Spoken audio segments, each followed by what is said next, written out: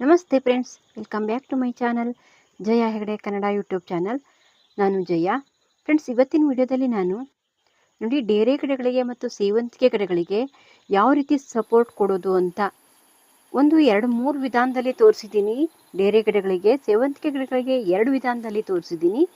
ನೀವು ನನ್ನ ಚಾನಲ್ಗೆ ಹೊಸಬರಾದರೆ ಸಬ್ಸ್ಕ್ರೈಬ್ ಮಾಡದೆ ಈ ವಿಡಿಯೋನ ನೋಡ್ತಾ ಇದ್ದೀರಾ, ಸಬ್ಸ್ಕ್ರೈಬ್ ಮಾಡಿಕೊಂಡು ಪಕ್ಕದಲ್ಲಿರೋ ಬೆಲ್ಲೈಕನ್ ಕ್ಲಿಕ್ ಮಾಡಿದ್ರೆ ನಾನು ಹಾಕೋ ಎಲ್ಲ ವಿಡಿಯೋದ ನೋಟಿಫಿಕೇಶನ್ ನಿಮಗೆ ಬರುತ್ತೆ. ಎಲ್ಲ ವಿಡಿಯೋಸನ್ನು ನೀವು ನೋಡ್ಬೋದು. ಈ ವಿಡಿಯೋಕ್ಕೊಂದು ಲೈಕ್ ಮಾಡಿಬಿಡಿ ಫ್ರೆಂಡ್ಸ್. ನಿಮ್ಮ ಲೈಕ್ ನನಗೆ ಪ್ರೋತ್ಸಾಹ ಕೊಡುತ್ತೆ.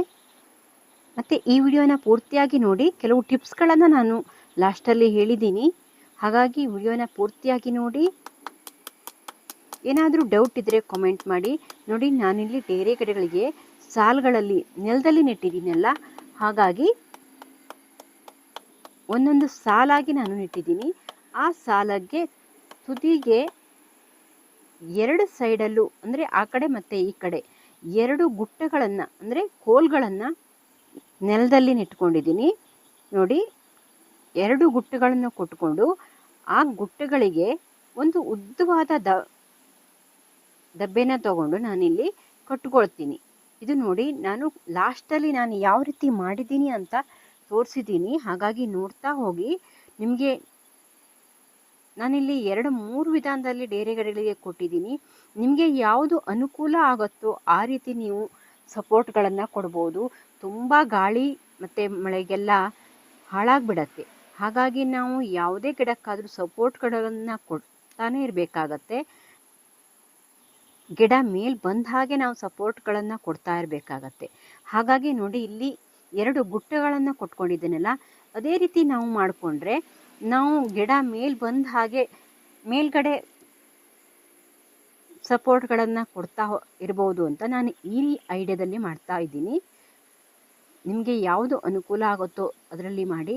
ಮತ್ತು ನಾವು ಡೇರೆ ಗಿಡ, ಸೇವಂತಿಗೆ ಗಿಡ ಅಂತಾನೇ ಅಲ್ಲ, ಯಾವುದೇ ತರಕಾರಿಗಳು ಮತ್ತು ಹೂವಿನ ಗಿಡಗಳು ಎಲ್ಲವಕ್ಕೂ ನಾವು ಇದೇ ರೀತಿ ಸಪೋರ್ಟ್ಗಳನ್ನು ಕೊಡಬೇಕಾಗತ್ತೆ. ನಾವು ನೆಲದಲ್ಲಿ ನೆಟ್ಟಿಲ್ಲ ಅಂದರೆ, ಕೆಲವು ಗ್ರೋ ಬ್ಯಾಗಲ್ಲಿ ನೆಟ್ಟಿದ್ರೆ ಅದಕ್ಕೆ ಸಪೋರ್ಟ್ಗಳನ್ನು ಕೊಡೋದು ತುಂಬ ಕಷ್ಟ ಆಗಿಬಿಡತ್ತೆ.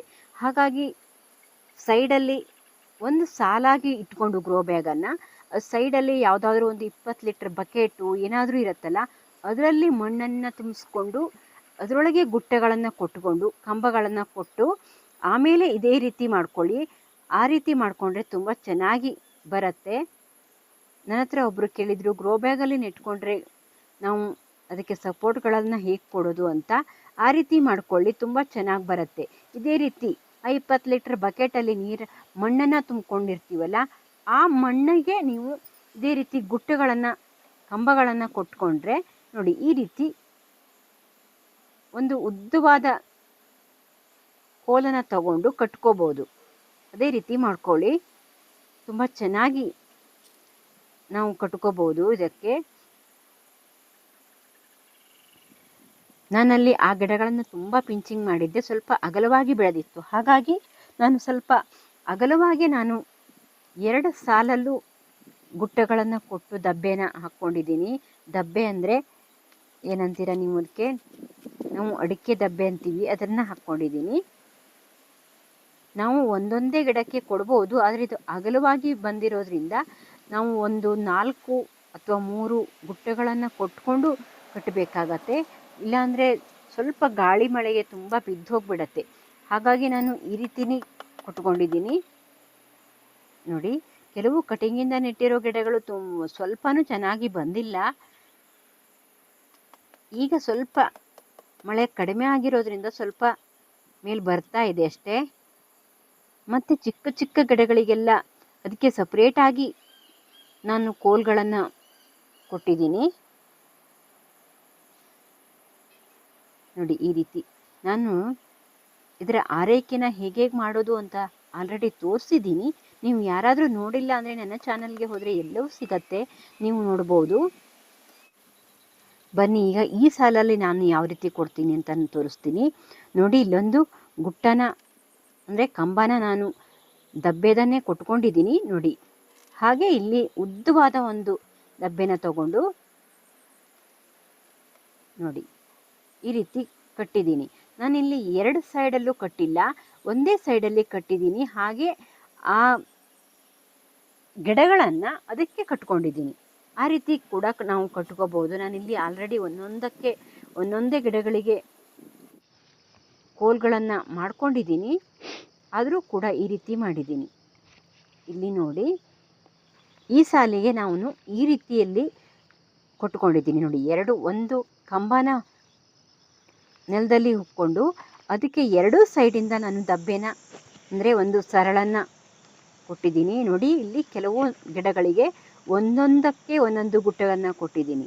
ಇಲ್ಲಿ ನೋಡಿ, ಒಂದೇ ದಬ್ಬೆನ ಅಂದರೆ ಕಟ್ಟಿ ಡೇರೆ ಗಿಡಗಳನ್ನು ಕೊಟ್ಟಿದ್ದೀನಿ ನೋಡಿ. ಇಲ್ಲಿ ನೋಡಿ, ಈ ರೀತಿ ಮಾಡ್ಕೊಂಡಿದ್ದೀನಿ. ಇದು ಒಂದು ರೀತಿ. ಮತ್ತು ಮೊದಲು ತೋರಿಸಿದ್ದು ಇದು ನೋಡಿ. ಇಲ್ಲಿ ನಾನು ಅಗಲವಾಗಿ ಕೊಟ್ಟಿದ್ದೀನಿ ನೋಡಿ, ಯಾವ ರೀತಿ ಬಂದಿದೆ ಅಂತ ನೋಡಿ. ಈ ರೀತಿ ನಾನು ಇಲ್ಲಿ 3 ವಿಧಾನದಲ್ಲಿ ನಿಮಗೆ ಕೊಡೋದನ್ನು ತೋರಿಸಿದ್ದೀನಿ. ನಿಮಗೆ ಯಾವುದು ಇಷ್ಟ ಆಗುತ್ತೋ ಹಾಗೆ ಮಾಡಿ ನೋಡಿ. ಗಿಡ ಮೇಲೆ ಬಂದ ಮೇಲೆ ಮತ್ತೆ ಈ ರೀತಿ ಮತ್ತೊಂದು ಕೋಲನ್ನು ಕಟ್ಕೋಬಹುದು ನೋಡಿ. ಈಗ ನಾನಿಲ್ಲಿ ಸೇವಂತಿಗೆ ಗಿಡಗಳನ್ನು ತಗೊಂಡಿದ್ದೀನಿ. ಇದು ಒಂದು ಅಗಲವಾಗಿ ಬಂದಿದೆ, ಮತ್ತೊಂದು ಅದು ಹೈಬ್ರಿಡ್ ಸೇವಂತಿಗೆ ಆಗಿರೋದ್ರಿಂದ ನಾನು ಅಷ್ಟೊಂದು ಪಿಂಚಿಂಗ್ ಮಾಡಿಲ್ಲ. ಇದು ನೋಡಿ, ನಾನು ಬಟ್ಟೆನ ಅಂದರೆ ಟೆರಿಕೋಟ್ ಬಟ್ಟೆನ, ನೈಲಾನ್ ಬಟ್ಟೆನ ಸಿಗದು ಈ ರೀತಿ ಸೆಟ್ ಮಾಡಿ ಇಟ್ಕೊಡ್ತೀನಿ. ಅದರಿಂದನೇ ನಾನು ಗಿಡಗಳಿಗೆ ಕಟ್ಟುತ್ತೀನಿ. ದಾರವಾಗಿ ಅದನ್ನೇ ಬಳಸ್ಕೊಳ್ತೀನಿ. ಹಾಗೆ ನೋಡಿ, ಇದು ತುಂಬ ಅಗಲವಾಗಿ ಬೆಳೆದೇ ಇರುವಂಥ ಗಿಡಗಳಿಗೆ ನಾನು ಇಲ್ಲಿ ಒಂದೇ ಕೋಲನ್ನು ಕೊಟ್ಟು ಇದೇ ರೀತಿ ಕಟ್ಟಿಬಿಡ್ತೀನಿ ನೋಡಿ. ತುಂಬ ಅಗಲವಾಗಿಲ್ಲ ನೋಡಿ. ನಾವು ಕೋಲ್ಗಳನ್ನು ಹೊಗಿಬೇಕಾದ್ರೆ ಗಿಡದ ಬುಡದಲ್ಲಿ ನಾವು ಅದನ್ನು ಸಪೋರ್ಟನ್ನು ಕೊಡಬಾರ್ದು. ಸ್ವಲ್ಪ ದೂರ ಬಿಟ್ಟು ಒಂದು ಸಪೋರ್ಟನ್ನು ಕೊಟ್ಟು ಈ ರೀತಿ ಕಟ್ತೀನಿ. ಗಿಡ ಮೇಲೆ ಬಂದ ಹಾಗೆ ಮತ್ತೊಂದು ಸಪೋರ್ಟನ್ನು ಕೊಡ್ತಾ ಹೋಗ್ಬೋದು, ಮತ್ತು ಮತ್ತೊಂದು ಕಟ್ತಾ ಹೋಗ್ಬೋದು ನೋಡಿ. ಈ ರೀತಿ ಕಟ್ಕೊಂಡಿದ್ದೀನಿ. ಇದಕ್ಕೆ ನಾನು ಯಾವ ರೀತಿ ಸಪೋರ್ಟನ್ನು ಕೊಡ್ತೀನಿ ಅಂತ ನೋಡಿ. ನಾವು ಅದೇ ರೀತಿ ಕಟ್ಟಿದ್ರೆ ಈ ಗಿಡ ತುಂಬ ಹಾಳಾಗಿಬಿಡತ್ತೆ. ಅದಕ್ಕೆ ಉಸಿರಾಟ ಮಾಡಲಿಕ್ಕೆ ಕಷ್ಟ ಆಗಿಬಿಡತ್ತೆ. ಮತ್ತು ಒಳಗಿರುವಂಥ ಎಲೆಗಳಿಗೆಲ್ಲ ಗಾಳಿ ಆಡದೆ ಅದು ಎಲೆ ಎಲ್ಲ ಹಾಳಾಗಿಬಿಡತ್ತೆ. ಹಾಗಾಗಿ ನೋಡಿ, ನಾನಿಲ್ಲಿ ಸುತ್ತ 4 ಕೋಲ್ಗಳನ್ನು ಕೊಟ್ಕೊಂಡಿದ್ದೀನಿ, ಸಪೋರ್ಟನ್ನು ಕೊಟ್ಟಿದ್ದೀನಿ.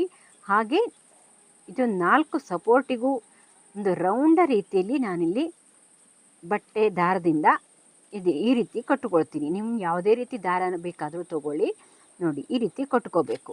ಆಗ ಯಾವುದೇ ಎಲೆ ಕೂಡ ಹಾಳಾಗಲ್ಲ, ಮತ್ತು ಒಳಗಡೆ ಆಕ್ಸಿಜನ್ ಸಪ್ಲೈ ಆಗುತ್ತೆ, ಮತ್ತು ಬೆಳಕು ಗಾಳಿ ಎಲ್ಲ ಬರೋದ್ರಿಂದ ಗಿಡ ಅಷ್ಟೊಂದು ಹಾಳಾಗಲ್ಲ, ಚೆನ್ನಾಗಿ ಬರುತ್ತೆ. ಇಲ್ಲ ಅಂದರೆ ಒಳಗಡೆ ಬೆಳಕು ತಾಗದೆ ಆ ಎಲೆಗಳೆಲ್ಲ ಸುಟ್ಟಾಗಿಬಿಡತ್ತೆ ನೋಡಿ.